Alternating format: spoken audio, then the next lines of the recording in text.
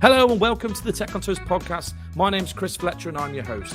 Tech on Toast exists to connect hospitality to technology. Search for your best problem-solving tech on our marketplace, listen to both operators and tech experts on our podcast, or just meet up with the brilliant people who are helping innovate the hospitality industry as we enter a new era. Welcome to Tech on Toast. The Tech on Toast podcast is brought to you today by Point One. Point One offers the complete EPOS system for your hospitality business. From mobile order and pay and self-serve kiosks to restaurant and kitchen management, Point One has the solution. Head over to their website today to find out more and get in touch with their experienced team. Enjoy the show. All right, welcome to the next episode of Tech on Toast. And this week I'm joined by Joe Heather, General Manager at Deliverect, UK and Ireland. Is that right? UK and Ireland? Yeah, that's right.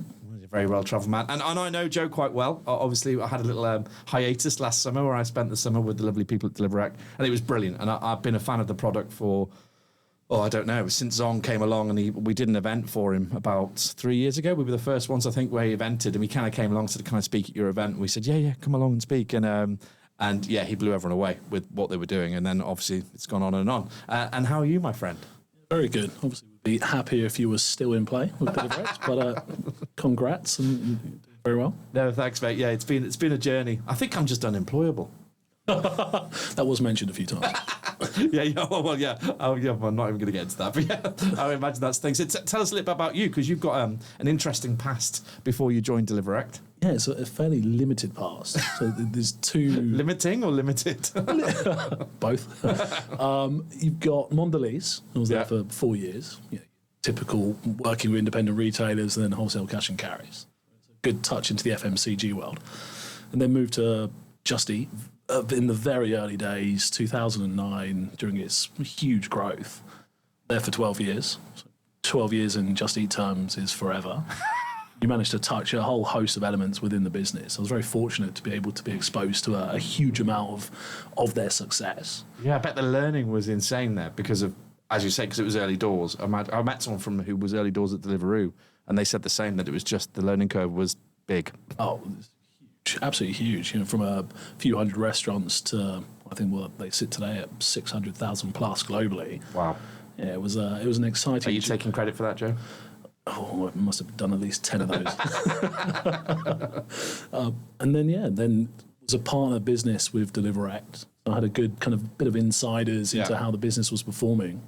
Saw these incredible brands coming on board with the Deliverect integration. World came up and it seemed a must, and so made the dive across, and definitely been enjoying it since. Yeah, and how many years have you been at Deliverect now? So into my second year. Second year. It's long service, right? Are you going to get an award or something? And you work for 4 cracking guys, don't you? In terms of the founders, the guys that work there, you've got it's an interesting setup, isn't it? Sure, it's the perfect setup. You've got 4 founders, 3 of those who've got product backgrounds. Yeah. So it's a product-led business, with the 4th founder being, go-to-market commercially focused. So you end up with this focus and drive from a commercial perspective, pushing to product to then deliver exactly what the market requires. So actually, it's a good balance. And it's a genuinely, having worked there, the onboarding and when you're brought on, a lot of people, when tech grows quickly, or when any company grows quickly, right, there's a lot of bumps in the road, right, in terms of bringing people on. But my experience of joining them and actually starting and going through all the learning was insane, in a good way. I really enjoyed. I don't know if you had the same when you were onboarded, because I came a little bit after you. But I found it doing my hoodie, my stuff arrived straight away. Then I was straight on the onboarding program. And generally, after 2 weeks, I remember speaking to my old business partner saying, I bloody love these guys. This is amazing. Oh, it's a great culture. The company's excellent. The tough part is just the variables in the business. You think you sit in the heart of the market, working with brands, working with channels, working with dispatch partners, working with other SaaS companies. Yeah. And you need to know as much as possible about all facets. Yeah. It's a difficult one to absorb and take on board and get the knowledge of quickly. So you're definitely spinning plates. Excuse the pun. So, and tell us a little bit. Actually, we haven't talked about anyone who doesn't know the product. The main core product that Deliverect. Tell us all about what it actually does. So there's probably a misperception out there in the market. I know this because I speak to brands day in, day out. They think Deliverect, middleware, POS injection. And of course, that is the fundamentals of our company. But over the years, it's developed into this platform. And that platform being menu management, order management, not necessarily just order injection, data and analytics, and then you've got also like a unified order tablet. So you've got those 4 assets which sit in the heart of Deliverect, which allow them brands and businesses to be able to control digital channels from one place, which then becomes essential as part of the operational setup. How long did it take you to get that patter down? That was like 20 seconds. Perfect. Yeah, I've been working on that. Normally I have a slide which aids me. And one of the things, actually, and I think because the product is, in essence, quite simple. I generally, when I first met Zong and he was talking about it, I was just like, God, that's such a simple idea. And it makes sense, right? And so many people picked it up so quickly. And actually, when I started working there, the global nature of Deliverect, I was shocked by. Because I think, you have a very much a UK head on, all the UK SaaS guys, you work with everyone in London. But then when you sat down and worked there and look at the true international, the weekly sprint was in, pick a country, right? Each week the weekly sprint was somewhere different. But that true global nature is growing, right? It's getting bigger and bigger. I checked yesterday. We've got a footprint across 68 different regions. Wow. So 68 different regions. Typically, we've probably got 40 to 45 that are well covered. So that's POS integrations and channel integrations. Yeah. So that's typically where we're at our best. But again, 68 different regions. And that's forever growing. With this brand pressure, but we're working with, your likes of Yum Brands, RBI, and others who want to expand into other regions with the same tech stack. There's a degree of pressure from our side to then go and move into those areas. Wow. And obviously, as you've just explained there, it brings its own pressures, right, in doing that, because you're growing into a global, and it doesn't stop for you, does it? It's not like the world stops for Deliverect to catch up and grow into these areas. You have to keep going, right? And you're constantly growing the team, constantly iterating the product. Yeah. And again, let's say we take 40 regions where we're prominent. You've got some all of different maturity levels. You've got the UK, which is exceptional. We have like almost 100 POS integrations. We have all the relevant channels. In other regions, somewhere else in the Middle East or South America, we might be missing a few elements. Yeah. So it's to build them to the same maturity level. And is UK the most mature market then you deal with, you think? Yeah, absolutely. We'll see the US picking up quickly. Europe is strong. APAC is strong under Australia. We have a few blind spots. So, take India, take China, take Russia, Japan, the areas where we've, considered before but not in play. But other than that, we're well covered. I feel like Joe's extension out of UK and Ireland is growing. If the 4 are listening, Joe's pitching. I try and stay as UK focused as possible, but it's hard. Yeah, it is really hard. So as a financial district, we end up having lots of touching points with global brands from this place. No, it's brilliant. And it's still, people think I'm mad when I say this, but delivery is still relatively new, right? So if you compare it to restaurants itself, which have been around hundreds of years, right? Delivery in itself is probably in its real essence, probably 5-10 years old, and probably really kind of doing, how long was 2009, was it Just Eat, you said? Yeah, when it truly kicked off. Yeah. 2006, it came to the UK. Yeah. It didn't really move until 2014 when it went IPO. Because I still deal with people coming through, like the indies and kind of the smaller guys coming through Tech on Toast, who are still 1 site, 2 site, just starting the delivery journey. I'm just looking to do this. What should I do? And it's mind-boggling to me, but I think it's still a thing, right? That people are still very much learning about whether this journey is profitable or not. Profitability, that's a tough one to chuck me into right now. Because the living crisis high, inflation high, food inflation incredibly high. Yeah. So profitability is difficult. Let's say I was to give any advice to any operator in this place, it's to refocus back onto the menu. Yeah, it's one of the most obvious points of contact for a business to focus on the menu. But how actually focused are you? If you can take like a £24 average order spend and then work on how it's situated, how the menu conversion happens, what modifier groups, what nested modifiers, how you attach upsells into that, and taking 24 to 25 to 26 to 27, that's going to drive profitability to your business. And I think that's an always thing, right? That's an evergreen thing you should be doing, constantly looking back at your menus, constantly challenging yourself on ingredients, margins, whatever you're doing from the base level, and then multiplying it through a middleware like you guys. Yeah, and I think often people will look at they'll look at the balance sheets and go to their operational expenditures and go, what can we wipe off? Yeah. Actually, should we focus on the output? Let's look at the menu and how then do we derive success from that first of all? Obviously, naturally saying that as we're an OPEX on most balance sheets. No, but it's a slippery slope, isn't it? If you start cutting labour, start cutting square footage, wherever you want to start, right?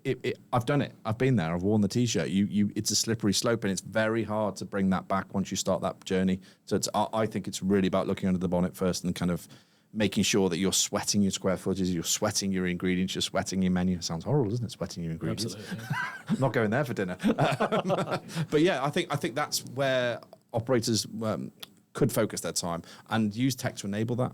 Yeah, absolutely. Look, obviously, here to talk about Deliverect, but when we look at probably the main success of the business, it comes from the menu management side of things. Yeah. Incredibly agile system.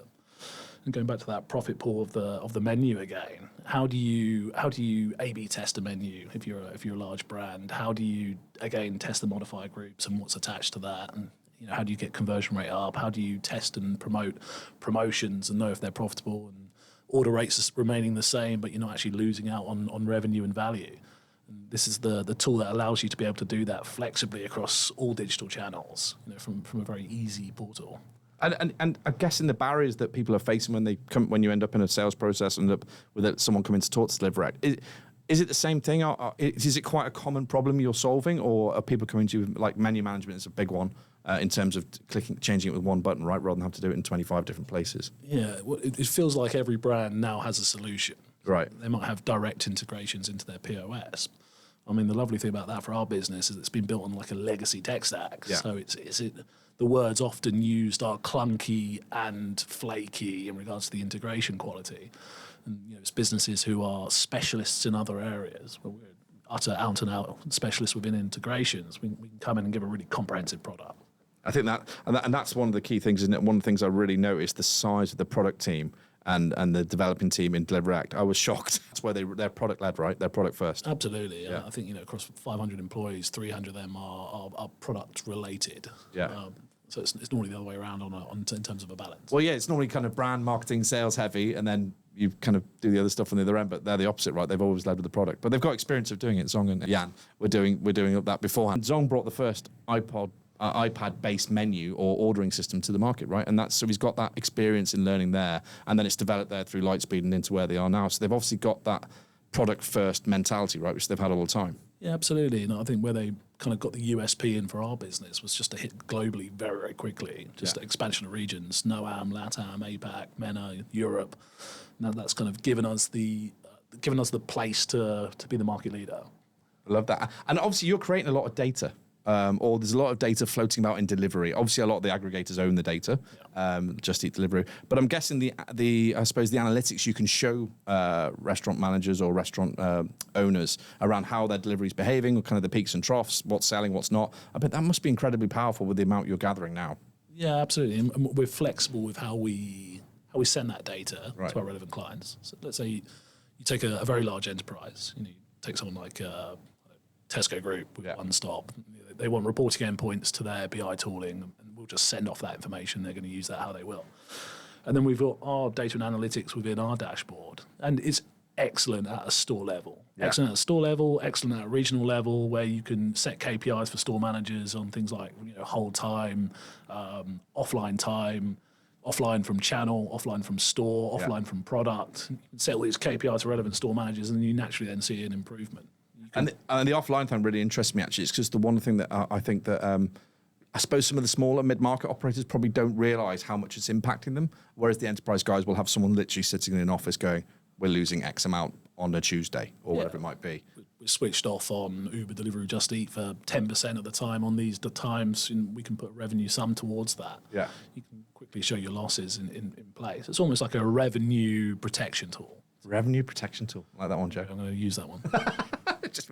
And when do you think we'll ever get the data off those guys? Do you think they're ever going to share your former employers? No, absolutely not. They're going to hold on to it. That's their business model, right? Yeah. So it's they spend a huge amount of money acquiring those customers. Totally right for them to hold on to them. And what do you think about, because a lot of players are trying to come to market and do their own delivery, right, and bring their own. Do you think that? Obviously, it works in a silo, I imagine, in certain. But is it ever going to compete really with these big guys, with Deliveroo, Just Eat? There's definitely space for it, and I think there's definitely sentiment for it. If you can go direct to consumer away from the platforms, I think they sit side by side. Look, think of us as consumers. I mean, I use all the apps. on the basis of, I want range, I want choice. Their UX and UI is lovely. They've got massive teams creating a very comprehensive product, and they do the delivery side of things. And so that's always going to be the lure for the massive customer. And then you're going to have those, those more loyal-based customers who are going to do direct-to-consumer, and you're going to want to build in a loyalty program and capture that information, build it into your CRM, and then go and dispatch that yourself. We facilitate that as well, for sure. So we acquired a business recently called Chat Food, which... Yes, I saw that. Tell us about that. Yeah, Chat Food, a Middle Eastern company. They work with all the large brands out in the Middle East, 3,000 locations. We're bringing it over into Europe as well, into North America at this moment in time, and it'll go out globally eventually. And you can order from Instagram, Facebook, WhatsApp. WhatsApp's an interesting one, actually. Yeah, WhatsApp is interesting. Yeah, so you might order from Instagram, you then get a WhatsApp status of the order, and then later on, a week later or so, you can then do a reorder through WhatsApp, which is quite interesting. They all add as additional channels coming into your... So, the omni-channel is really expanding. It's really... Because we were talking about people tech in one of the last podcasts with a chap called Matt Grimshaw, who runs something called Uda. And Uda basically is middleware. He's going to kill me if I describe it like this, but it sits in between HRIS systems, and it sits in between the employee. So it connects the dots, really, because people tech is a bit aged, and what he's doing is automating, but he's going to where they are. So he's going to WhatsApp, he's going to Instagram, he's talking to the kids and everyone who's getting hired through these channels, rather than it being clunky, sign in here, enter all your details. So it all gets done in one press through WhatsApp, and that's where you guys are going, right? Food on demand all the time.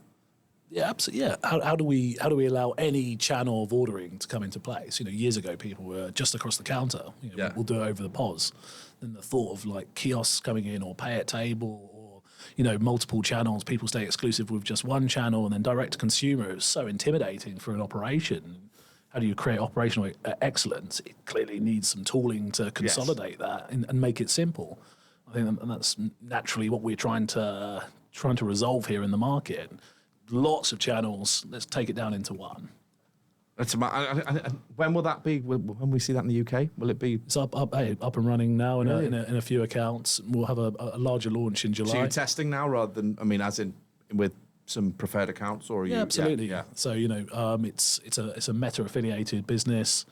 Again, works with TikTok as well. It's very rare I'm saying these social media names. You're not big on TikTok, Joe? I see the value. Good answer. Yeah, I also see the value. I need to hire someone to do I started doing it myself, and let's just move on. It just baffles me. My partner always cringes whenever I mention any form of social media. So, I've told her I've recently joined the Gram. Oh dear, we sound like a couple of old men. But one of the new ways of ordering food or buying food is ghost kitchens, right? Dark kitchens, whatever you want to call them, virtual brands. And you guys are supporting that process as well, right? All those customers that are trying to do that. Yeah, absolutely. We've got some excellent virtual brands on board with us today. So your Peckwaters, Sessions, Link Kitchen Network, the virtual dining concepts, Mr. Beast Burger. Very cool. The list goes on and on and on. That's just UK related only. Yeah. They expand into other regions. And we facilitate the tech for them to be able to, control across multiple different operators. And I think it's an excellent concept. I think there's some really powerful user cases. Yeah. Like Stonegate's a great example. So Stonegate using Peckwater across their locations, typically pubs. They want to have a virtual brand within those pubs, not to dampen the in-store experience, and then they'll utilise the online food delivery market through Peckwater under that virtual brand concept. I just think it's a no-brainer, right? I remember when I started at Prime Minister, I spent the first few weeks when I was an ops director there looking at the kitchens, saying, God, what have we got? Have we got a grill? Have we got this? What can we do? Because pie is a limiting product. Obviously, you want pie in the winter, in the autumn time, not so much in the summer. And they kind of knew that, but obviously that was their brand, that was their leader. So it was about finding what kit we got, the kitchens, what can we do out the back door, as it would be, that wouldn't affect the brand and could affect revenue. And I think it's really quite simple, but you need expert, like you said before, best in class experts doing it for you rather than you just creating your own burger brand, I imagine. Yeah, absolutely. And it doesn't need to be a huge amount of revenue coming in, additional 2,000. Well, you've got the labour, the energy's already in the kitchen, right? The energy's already there, so just use it. I suppose it's when the energy goes beyond a 2,000 additional revenue, starts to turn to 10 to 15. Well, then you've got a different problem, but that's not a bad one. Well, it's interesting, isn't it? Because if you did that, if it does start to come into something like that, you've already all of a sudden say, okay, maybe we've got a location that can do more than we thought it could outside of the back door or through through our different networks, our partners. So it just becomes a different conversation in the boardroom. Yeah, absolutely. I think the platforms will start, should we say, auditing this closer in the near future. I think you'll end up seeing like the likes of Uber and Deliveroo and Just Eat are already in that space where they're only giving a certain amount of cuisine types to one location, which I completely agree with. Yeah. On the basis of, the market is now online. Yeah. It's slightly unfair when you have a provider doing 18 concepts of all the same things from one location. So a friend of mine runs a dark kitchen in Cardiff. He is a customer of Deliverect, actually, iFeed. And Mark runs, I think he's got 12 brands that he runs out of his iFeed kitchen, and he's got trailers, he does events, all kinds of stuff. But is talking to Just Eat, trying to get extra brands. If he's listening, go on, Chris, get them for me. But yeah, he's trying. But you're right. It's he's limited to I think 4 or 5, as it might be, of different cuisines that he can have. I can't remember what the exact stats were, but it is the right thing to do because otherwise it's going to be insane, right? Well, I think there's a nice balance. 2, 3 brands from one location. It's manageable. It's easier for the operation. Yeah. And then you really kind of dig in and maximise on those. Yeah. Types of customers is interesting for you guys because you don't have to sit in the casual dining bracket. You don't have to sit. You mentioned Tesco, One Stop. Yeah. If we're talking about ghost kitchens, what's the breadth of? Because you're working with Ben and Jerry's, is that right? Or Unilever? Unilever Yeah. across the globe. Krispy Kreme. So Pretz, your coffee shops with Cafe Nero's. Obviously the big QSRs. Yeah. So your Yums, not everywhere, but we've got lots of their estate. Same with RBI as well.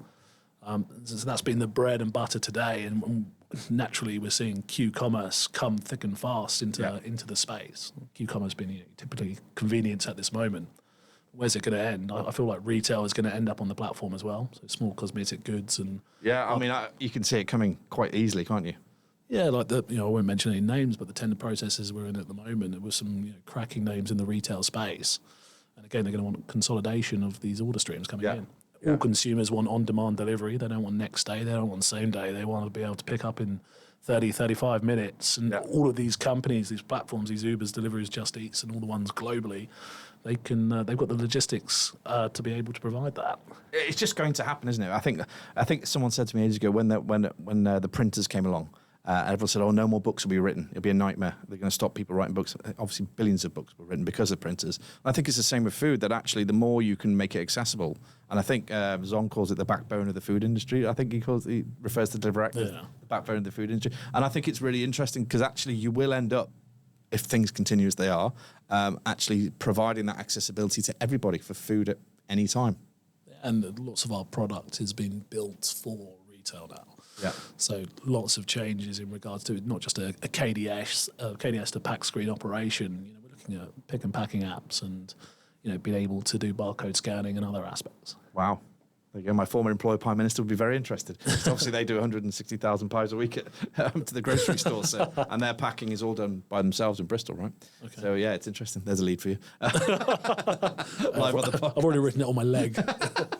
And what have you? I suppose the most interesting thing I think about tech, and all of you guys who come into the business, some of you don't have a hospitality background, some of you do, but you end up selling into hospitality. What are you learning most? What have you learned most, I suppose? Because you've got Just Eat in your background, so you've got a bit more of an understanding. But what are you learning more about the industry and how it behaves? Oh, I mean, completely fragmented. It's like, wow. So it surprises me, some of the large QSR brands on multiple different POS systems and multiple different integrators and lots of different online ordering providers, and you think, God, how is this not unified?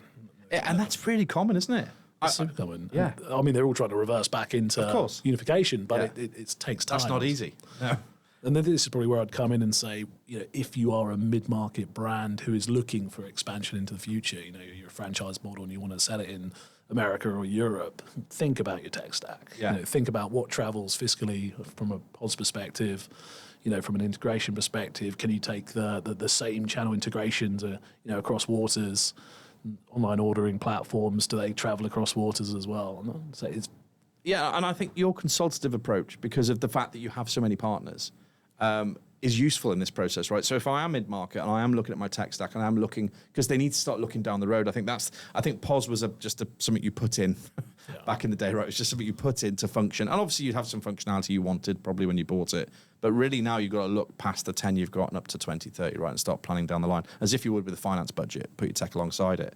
And I think you guys can provide, I suppose, that consultative approach around tech stack, not telling them what to buy, but really helping them understand what the future might look like for them. Yeah, absolutely. The constant conversation I'm in is the kind of the two system kind of partying, let's call it. On the left hand side, the all-in-one, that holistic system. I'm going to buy a system that everything's incorporated, super useful, really nice looking proposition.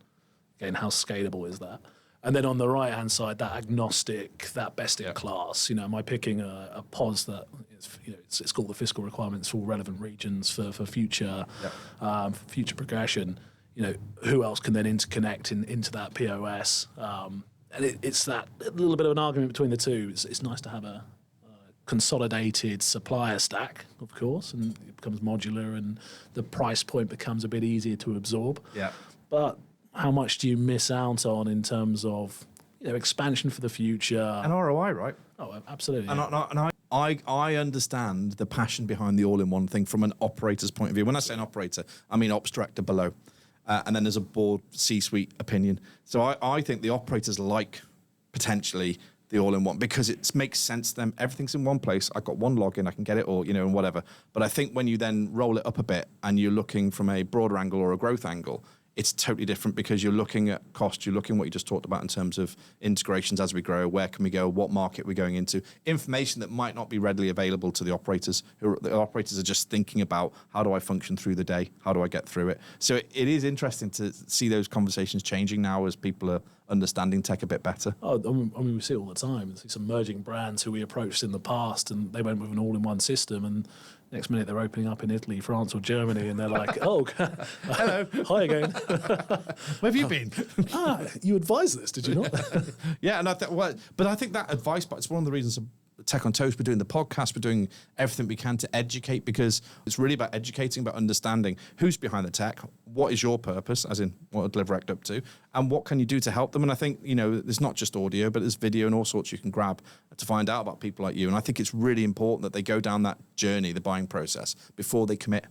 Steve from Marugame talked on the last podcast about when he opened Marugame, he brought in he did one plate of truth, he called it, one plate of truth meeting. So he got all the tech guys involved, so POS, everybody to come on a call. And he said, look, I don't really know how to bring this all together, but it needs to happen for any of you to be here. So I'll leave you to it. You guys talk and let's come back. And so he hosts these meetings. I think it was monthly or weekly. I can't remember, he was saying, but it worked. And they got to a point where everyone was working together and they integrated perfectly and off they went. Well, fortunately, I can say I was on that. So, oh, were you really? Were you part of the one plate of truth? Yeah. So, I think I can happily say now we're rolling out with Marugame. Great. Superly, it's an exciting brand, exciting global brand. Yeah.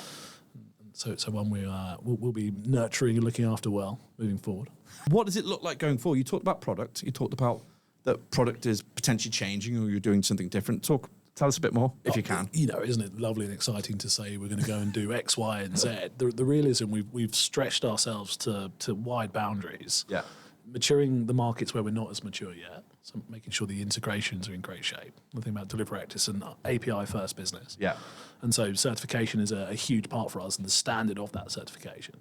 Not just certification, doing recertification. We want to make sure that the feature parity for a channel coming into a POS is at its optimum. Love that. So we want to go and do that globally, and we want to go and do that in every region. So we really are a drag and drop option for your tech stack in all areas and all places. And that's the reliability, right? And the integrity you're talking about there. Yeah, and, there are a heap of companies who say they do an identical thing, but integrations are two very separate pieces.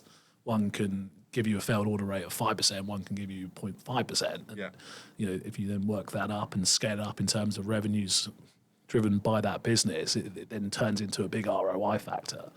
And you've also got a really rich feature set which enables other ways to make and derive revenue for a business.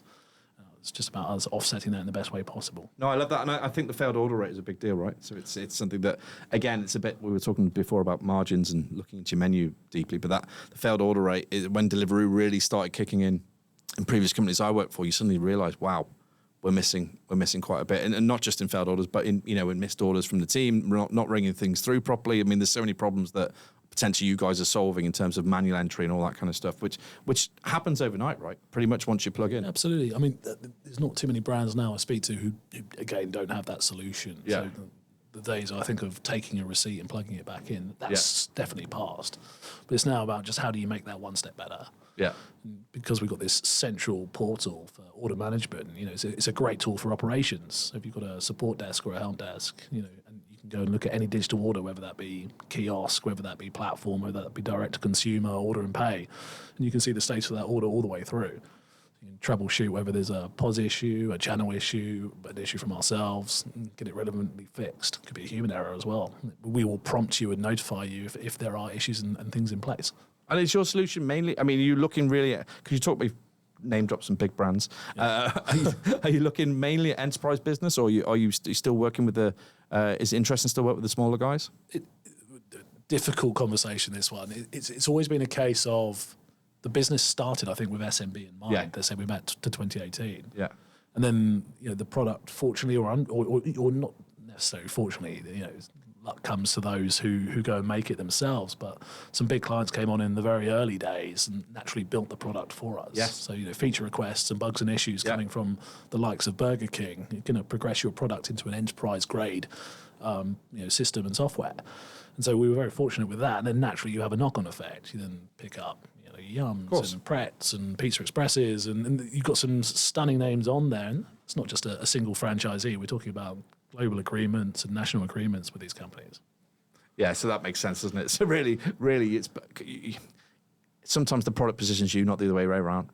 Right? So what happened in terms of enterprise buyers coming on has ended up building your product to a point where it makes sense for those kind of people to be using it. Yeah, and because it's been built with scale in mind, I'd say anyone with a multi-location operation, it's perfect for Deliverect. Single site, it's quite a complex. It's the point, isn't it? But the point is to grow, is for growth, isn't it? I mean, for sure. That's the whole point of what you guys do. You enable you to take what you were doing in one area, region, whatever it might be, and multiply it and reach more people, which is the end game for any customer, right? To grow their business, they need more customers, and they need them to stick. Yeah. We want to be the foundation and the infrastructure behind that. The glue. Absolutely. Yeah. And what else? What about you, Joe? Anything going on for the next? Have you got anything planned? Are you going to stretch out of UK and Ireland, or are they going to keep you locked in here? It's a busy market, I can tell you that. So it's an immensely exciting market. Yeah. It's contained but busy and your passion's like, if it doesn't come across in this podcast, I'll be shocked. Your passion for what you do, I think it's really admirable. So I mean, this position in the industry right now is just wonderful. Like dealing with all the relevant, again, I talk about brands and channels and POS companies and dispatch businesses and everything else that surrounds it. It's immensely satisfying. And is that your job then? I mean, what does the general manager? So are you literally? I know it's a light touch, probably you can't do everything, but are you kind of looking after all of that, overseeing all of that? You oversee all of it. Yeah. Let's be realistic here. The company's been well invested into. Supply is going to be the main driver for the business, acquiring new customers, and so naturally get involved with like the larger acquisitions. Yeah. Some of those larger brands, which will travel waters as well, is probably where I'm spending the majority of my time. But we're very focused on account management as well. We're very focused on the operations. We're very focused on the product. Yeah. And you end up just touching into all areas. So. Joe, that's what I said, spinning plates. Yeah, spinning plates indeed. What about on a day off, Joe? Do you get to do anything nice? I mean, are you just off, literally I think reading about Deliverect? I think non-stop about integrations, feature parity. That's not healthy, Joe. I'm completely obsessed with API. So, I could tell you now exactly what we're after, like stacking API, discount API. Yeah, you don't want to go for a beer with Joe. Unless you're interested in APIs, then of course, go out with it's coming from a commercial individual from nature, but I understand. And have you picked that up? I mean, has that been quite natural for you to? Because I think you're quite an analytical chap anyway. You quite like the detail, don't you? I totally understand how product will lead my proposition moving forward. So, fundamentally, commercial makeup sits within myself, but for commercial to be successful, you need to ensure that you are totally side by side with product, with everything else that sits within the business. I truly care about infrastructure and security. I know it's a big factor for enterprise customers, and if I'm not invested into that side of things, we're never going to go and land those accounts. So we've got to go and be comprehensive across all factors. I'm not sure you can put that into a job description. That was a lot, but I'm guessing you do. Look, and if anybody wants to find out about Deliverect, obviously you're on the marketplace. They can go and check you out there, and there's a little form there you can fill out and send in to Joe. Or where else can they find you, Joe? Obviously on the Deliverect website. We've got social pages as well. That you're often on, being on the gram now. Yeah, absolutely. Look, the Deliverect website's going to be the best place to go. Yeah, I've seen it. You've been doing some upgrades, I see. Looks very cool. Yeah, we've had a bit of a brand refresh as of recently. So the marketing... Like a little ribbon. No one can see what I'm drawing on my hand. There's a little green ribbon that appears. There's lots of things we do that aren't necessarily established onto the website. There's lots of APIs that might not actually sit on Developer Hub. I think I'm just going to send them to you, right? So on LinkedIn, people can come and stalk you. I'm open to everyone. It's a bit of a problem. You're also an open API. That's good. So yeah, look, if you want to get hold of Joe, you can find him on LinkedIn. Do you want to share your email, Joe? Some people do, some people don't. It's entirely up to you. Yeah, okay, I feel like I put you under pressure. You can't say no. You can stick the email on there. Yeah, absolutely. What's your email, Joe? Oh, you want it? Okay. Yeah, tell us. joe.heather@deliverect.com. There you go. Easy. So if you want to get hold of Joe and ask him any questions about Deliverect or APIs, which is his first-class subject on Mastermind, give him a shout. Yeah. Thank you very much, Chris. Very good. Great to meet you again, mate. Nice to see you. We've just taken him down to Brewdog. Unfortunately, we're not having a beer. Sorry to say that. You can have a beer if you want, but I've got to go. Thanks very much, and we'll see you all soon. Absolutely. Well, and Brewdog, fellow customer. So, there you go. Had to get that at the end. Had to chuck that in there. Fellow customer. Very cool. And they are very cool. This is a cracking venue. All right, mate. Thanks very much. See you soon. Cheers, Chris. Bye. Thank you.